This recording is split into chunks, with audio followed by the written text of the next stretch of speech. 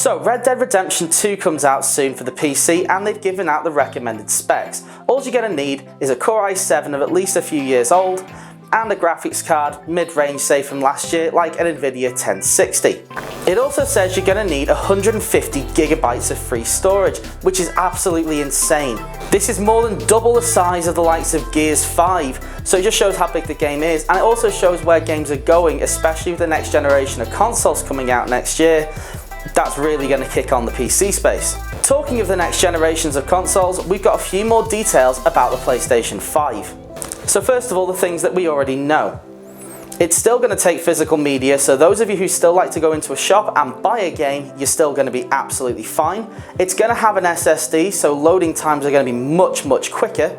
It supports 8K video output and 3D audio, and of course it's also completely backwards compatible with the PS4. That also, by the way, includes PSVR, although no talk as of yet on whether or not we're going to get a new one. So on to the new news. Basically, players are going to be able to install just the part of the game they actually want. So if they get a game with single player and multiplayer, you can just install whichever mode you want. If you just want the single player experience, don't bother installing that massive multiplayer download. If you just want the multiplayer part, say you Call of Duty fans out there, you're absolutely fine, no need to bother with the single player stuff. In terms of the controls, they've actually got haptic feedback now, so instead of just rumbling whenever something happens in the game, even things like just shooting your gun will make it rumble ever so slightly, maybe on one part of the controller or the other. Also, the triggers are now completely customizable, so doing something like just pulling back a bow and arrow, say in The Last of Us Part 2, will feel much more difficult on the trigger than it would do just shooting your gun. The new controller will also have USB Type-C charging, which is so much better than what the PS4 uses.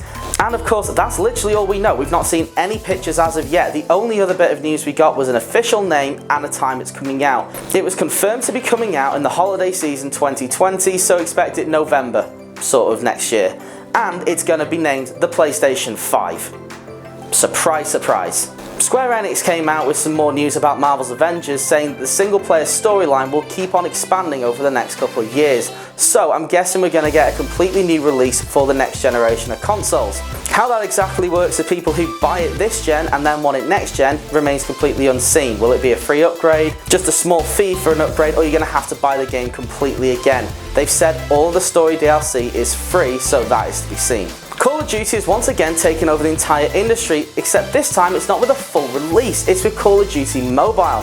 So far it's had over 100 million downloads and has broken just about every record that you can imagine for mobile gaming. Players have really liked this game, saying that the shooting feels great considering it's on a mobile device and everything runs really smoothly. So maybe we're going to start seeing now more and more AAA titles making their way onto mobile phones and actually making use of the hardware that we have in our hands every single day. In terms of more things that are out, Ghost Recon Breakpoint is finally out and the reviews are in. It's not great apparently, it's a lot more of what we got in Wildlands, and I'm not surprised. I got to play it a few weeks back in a small demo and it wasn't great. The shooting felt fantastic, but that was about it. The rest of the game didn't feel good at all. The walking, the running just felt lumbered and very mechanical, if anything. And I can't see how it's going to be that fun to play. I've not tried it, but the reviews kind of speak for themselves. So yeah. On the other end of the spectrum, there is a game that's got great reviews, and that's Destiny 2 Shadowkeep. The reviews have come out and been brilliant. And of course, Destiny 2 is now completely free to play. So if you've not tried Destiny 2 as of yet, get it downloaded, get on the bandwagon and give it a go. It's free, it's a full AAA game. Shadowkeep will still cost you money, but it seems like a very good addition to an already very well done game. And finally, there's the news that's upset just about every single game-playing child in the UK and the United States, and that's Fortnite. Season 10 has come to an end, and of course the map came in and became a black hole. Basically, some missiles went up, came back down, and everything was sucked in. The game was gone. There was rumours everywhere saying that's it, Fortnite's finished, but that was obviously not true. That thing basically prints money. But Series 2 is officially here. It's got a brand new map and is now live. Season 11, Series 2, whatever they want to call it, it's basically Fortnite 2. It's still free, but with a brand new map, and yeah, it's the same thing all over again, just like what Apex Legends have just done and brought in a brand new map, what PUBG have been doing with adding new maps, except Fortnite have just destroyed their original map and gone again. So yeah, so I really hope you enjoyed this. It's a slightly new thing that I'm trying. I'm Jack, and this is Huntman Productions.